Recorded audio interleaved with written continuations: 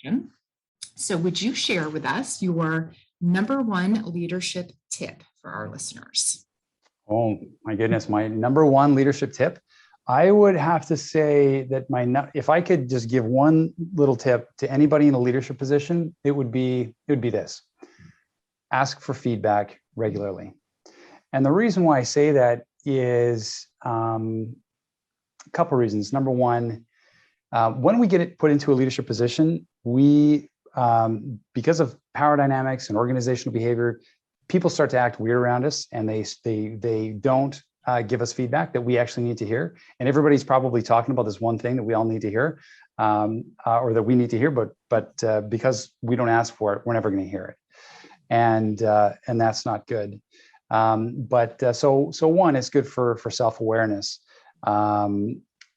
and to figure out how you can improve. But the other reason why I suggest you ask for feedback regularly is to create psychological safety.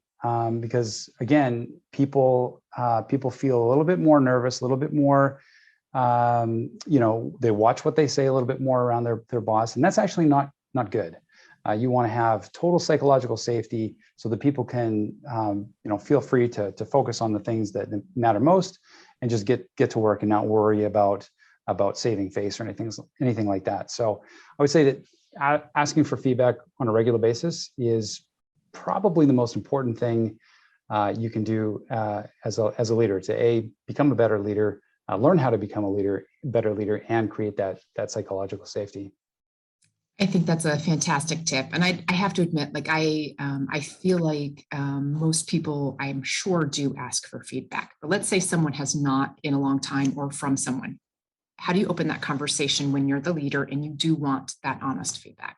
Can you how do you tee that up? Yeah, so that's a great question. I'm so glad you asked that.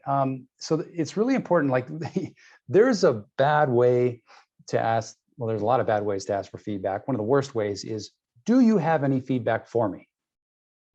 Because the answer is no, or I can't think of any right now.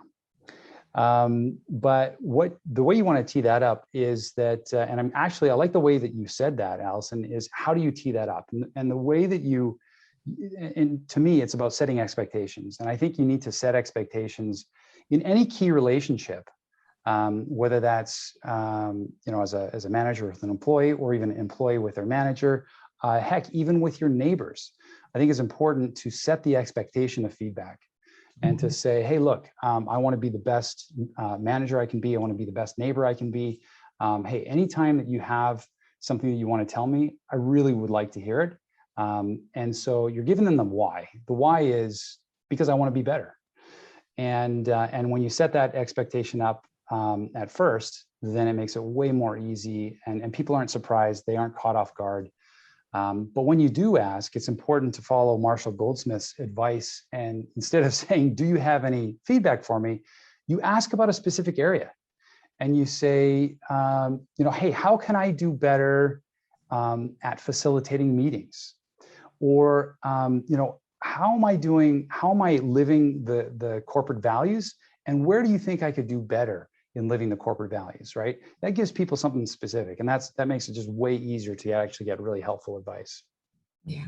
Thank you for kind of giving listeners a few ways to think about that. I think that's very helpful.